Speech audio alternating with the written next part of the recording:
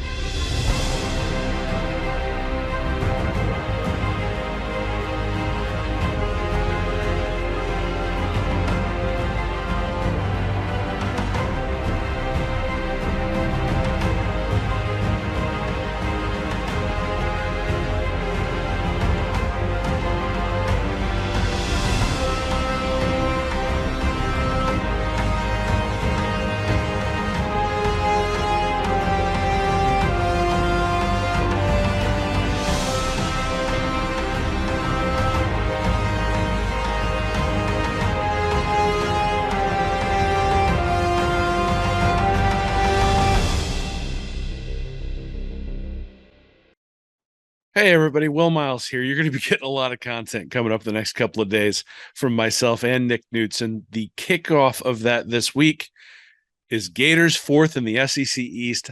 I don't think so. So let's dig right into it. It's almost time for football, but as we head into the season, I think it's instructive to look at what the media believes will happen when everything shakes out. The media at SEC Media Days had Georgia, then Kentucky, then Tennessee, then Florida, South Carolina, Missouri, and Vanderbilt in the SEC East. In the West, Alabama, Texas A&M, Arkansas, Ole Miss, LSU, Mississippi State, and Auburn dead last. I have to admit, I find this list fascinating. It's pretty obvious, really, that Alabama and Georgia should be on top of their divisions. After all, the Bulldogs and Tide did play twice to end the season in 2021 and went 1-1 while wiping out just about everyone else in their wake. But the thing I really find fascinating is trying to understand how the media members decide who in the middle is going to rise and who's going to fall. I'm not sure they got it all that right. For example, the Gators fourth in the SEC East? I just don't think so. Setting a baseline. Expected points added, or EPA, is a metric that strips away everything and asks the question, was the play successful? The best example of this is that a 3-yard gain on 3rd and 2 is extremely successful, while that same 3-yard gain on 3rd and 7 is obviously not. What that means is that we can strip away a ton of the noise about these teams by looking at EPA, and in particular, by understanding how each team did on each side of the ball and relative to what would have been expected. For example, if we plot offensive EPA on the x-axis against defensive EPA on the y-axis, in this case, more negative is better or higher up on the chart, we can classify teams by what they do well and what they don't do well. The yellow line is the average of all Power 5 teams in 2021, which means that the upper right-hand quadrant consists of teams that were better both offensively and defensively than average last year. Not surprisingly, the two teams who fit that bill are Georgia and Alabama. It also likely isn't a surprise that Arkansas just barely misses the quadrant. After all, the Razorbacks did go 9-4 last season. But perhaps you wouldn't have predicted that Auburn was going to be above average defensively and average offensively and very nearly sneak into that quadrant. The other interesting thing when looking at the data this way is that there is a cluster of teams that were good offensively but below average defensively: Kentucky, Florida, Mississippi State, Ole Miss, and Tennessee. These are teams that only need to maintain on the offensive side of the ball and see an improvement in defense to really take a step forward. That's completely different than some of the teams to their left: South Carolina, LSU, and Missouri. Those teams need to improve in both areas simultaneously to be really successful in 2022. Essentially, you can be a Spencer Rattler believer and still believe the Cock Commanders. Search Twitter if you don't understand my reference to South Carolina in this way, now and forever, may not be all that much more successful in the win-loss column. Finally, we have the Texas A&M conundrum. The Aggies had a fantastic defense in 2021, but were unable to sustain any sort of excellence on offense. Zach Calzada wasn't the answer in College Station, but is Max Johnson going to be the answer now? Apparently not. And the answer to that question at quarterback will go a long way towards determining where A&M stands at the end of the year, because Jimbo Fisher is known for offense, but that unit wasn't very good last year. Who will rise? EPA edition. We can take this analysis a little bit further by plotting win percentage last year against the difference between the offensive and defensive EPAs. Essentially, this is measuring whether a team exceeded or didn't meet expectations last season.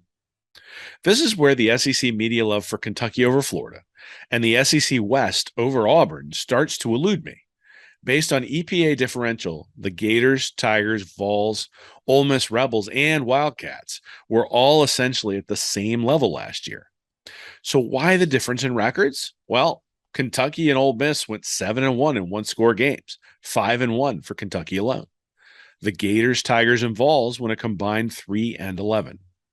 If you've read my stuff or anyone else's analytics articles on football for any length of time, you know one-score games typically end up as 50-50 propositions. That doesn't mean that teams that went 3-11 last year will go 11-3. But what it does suggest is that they will likely go 7-7. And when they do, that will bring their records much more in line with the teams that had more successful 2021 seasons. Of course, there are changes coming into the 2022 season that impact things as well. Who will rise? Yards per attempt edition. If you plot Florida's offense and defense from 2011 to 2021 and compare the Gators' yards per play ranking to their points per game ranking, here's what you find. The Gators' average yards per play allowed ranking was 27.5 over that time period, and their points per game allowed ranking was 25.7. The Gators' average yards per play gained ranking was 69.2 over the same time period. Thanks, Nussmeier. And their average points per game scored ranked 69.8. Those numbers are really, really close. And the point is that there may be some year-to-year variation in these sorts of numbers, but that over time, scoring and allowing points correlates very strongly to yards per play. Except that wasn't the case for Florida last season. We went into this more in depth in our Florida Gators preseason magazine, but the above chart does a nice job of summarizing what we should expect. Essentially, the red values in the difference column indicate teams we'd expect to take a step back based on last year's results, while in the green column are those we'd expect to take a step forward. The two teams that immediately jump out are the Gators and the Vols, but for vastly different reasons. The Vols defense was terrible in 2021, giving up 31.5 points per game, ranking 97th. But this was out of lockstep with their underlying defensive metrics. There, the Vols ranked just 61st in yards per play allowed, 5.4. If you prefer EPA as your advanced metric, the Vols were middle of the pack there too, ranking 36th out of 64 Power 5 teams. The point is that we won't likely see the Vols have an epiphany on defense this year. But what is somewhat likely is to see a replicate of last year's performance with better results in the scoring category. Considering their 1-3 record in one-score games, we shouldn't be surprised to see Tennessee do much better than 7-6. The Gators have the exact opposite test case. While Todd Grantham was terrible and had to go, it wasn't the Gators' defense that really held them back last season. Of course, it wasn't really their offense either if we look at advanced metrics. By way of yards per play, the Gators ranked 21st in FBS. If we look at EPA, the Gators ranked 27th out of 64 Power 5 teams, coincidentally one spot ahead of Kentucky. But the Gators ranked 61st in points per game scored. That 40-point disconnect between points and yards per play is the largest in the SEC for any unit, and suggests that Florida's 1-4 record in one-score games is likely to turn around this year. On the negative side of the ledger, look at Kentucky. The Wildcats have been known for their defense under Mark Stoops, but they weren't great last season. By EPA, they ranked 20th out of 64 Power 5 teams, just 2 spots in front of Florida. It's even worse if we look at the difference between their points scored ranking, 24th, and their yards per play allowed ranking, 51st. We should expect the Wildcats to take a step back in 2022, along with Mississippi State, Ole Miss, and potentially South Carolina. Additions and subtractions. Of course, everything I've shown you thus far is last season. That means we need to look at who is new and or coming into a role that is more substantial this season. For example, I think just about every Gators fan believes that Anthony Richardson is going to be a significant upgrade over Emory Jones. The question on that side of the ball is how much, and whether Montrell Johnson, Lorenzo Lingard, and Naquan Wright can replicate what Florida's backs were able to do last year. So, who are the additions or subtractions who might really make these numbers move? Well, here's a small list that I think are critical to understanding the 2022 season. Josh Paschal, Kentucky, subtraction. Paschal was a menace against the Gators in Lexington last year. The Wildcats used a 3-3-5 or even a 3-2-6 scheme last year to stop Emory Jones running, and Paschal was a huge reason they were able to pull it off. I already stated above that Kentucky's defense was worse than its results, and losing a three-time captain to the NFL is not going to help. Spencer Rattler, South Carolina, addition. Gators fans are quite familiar with the former Sooners quarterback. While Rattler was benched last year, he wasn't terrible, quarterback rating of 155.5. And even if he just replicates last year's performance, he'll be a significant upgrade for the Cot Commanders. The issue is that South Carolina's defense wasn't good last year, either by EPA or yards per play. Jaden Daniels, LSU, addition. Looking at Daniels' quarterback rating, 136.2, doesn't really scare you. But if you look at his yards above replacement, YAR, my proprietary stat for measuring a quarterback's contributions, both throwing and running, of 0.79, you realize that he's a true dual threat quarterback. LSU is going from Max Johnson, quarterback rating of 144.4, but a YAR of minus 0.85, to Daniels, which means an immediate upgrade on offense. Matt Corral, Ole Miss, subtraction. Corral was Mr. Everything for South Carolina. His quarterback rating of 155.3 was well above average. His 4.0 yards per rush was also above average. And when he went down with an injury in the bowl game, you could see how much he meant to Ole Miss. The Rebels far outperformed their underlying metrics last season, in large part because of Corral. With him gone, the defense is going to be a liability, and the Rebels are going to take a step back. Takeaways and predictions. If we go back and look at the SEC as a whole, in that offensive versus defensive EPA chart above, what we see is pretty clear. To catch Alabama or Georgia, they're going to have to come back to the pack significantly. This is probably unlikely to happen, not because these teams didn't lose significant players, but because neither is replacing its quarterback. Alabama took a step back last year because Mac Jones was better than Bryce Young, and they still damn near won the whole thing. Kentucky, Florida, Arkansas, Ole Miss, Mississippi State, and Tennessee were all basically equivalent based on underlying metrics. It's undeniably true. You could argue that Arkansas was a little bit better, but you're really splitting hairs. The difference between a successful and unsuccessful season for these teams then was luck in close games. Had the Gators gone 4-1 instead of 1-4, Dan Mullen would still be in town. Had Kentucky gone 3-3 instead of 5-1, it would have been another nice season for Mark Stoops, but nobody would think of his teams as elite. Auburn is a lot closer than people think. I get it. Based on the drama that went on this season with Coach Brian Harsin, it seems like Auburn is in disarray. But with all of that going on, it's easy to forget that the Tigers almost kept Alabama out of the SEC championship game with a win in the Iron Bowl. That didn't happen, and close doesn't get you very far in the SEC, but considering how down I've been on Bo Nix since he came to Auburn, I expect better offensive play. Combine that with a similar defensive performance to last season, and they're going to challenge A&M for second best in the West. Jimbo Fisher needs to be a guru once again. With all the talk about recruiting and NIL, and the unprecedented recruiting class Jimbo Fisher just brought in, the reality is this. His offense is the reason the Aggies struggled last year, not the defense. Max Johnson isn't going to be able to fix that, which means he's going to have to rely on Haynes King or Connor Wegman to push them forward. King completed 57.7% of his throws for less than 10 yards per attempt his senior year of high school.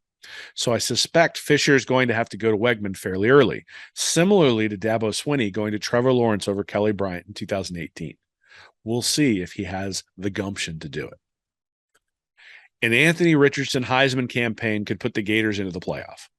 I think it's unlikely, but Richardson has had all year to stew about his performance against Georgia. It was unfair for Dan Mullen to thrust him into that space for his first start, and he played about as badly as you could. Still, we all knew that Florida wasn't beating Georgia with Emory Jones at quarterback. I can't say the same thing with Richardson. He gives the Gators a shot to win just about any game because he can turn a pedestrian play into an explosive one. Given that the Gators were good offensively last year, Richardson could take them to the next level. And given that they were more defensively deficient in 2021 and that Todd Grantham is no longer around, that side of the ball should be better too. What does this all mean for the SEC?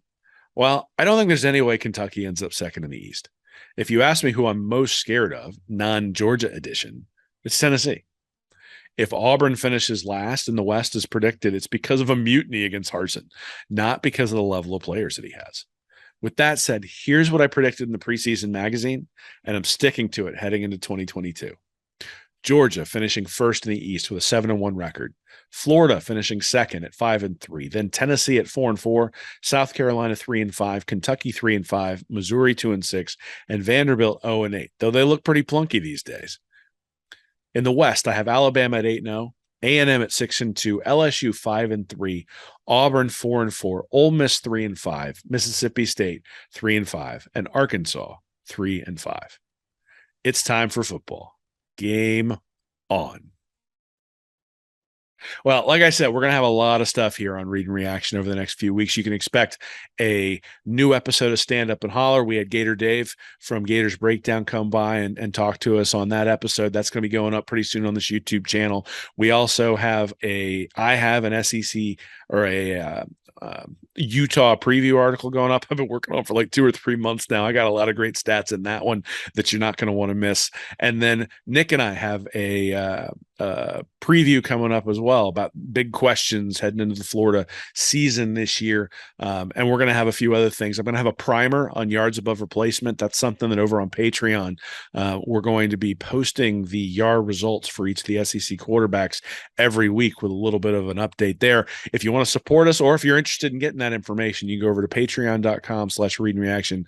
For as little as $2 a month, you can support us over there. Help us out as we head into the new season. This obviously is a labor of love. We enjoy doing it.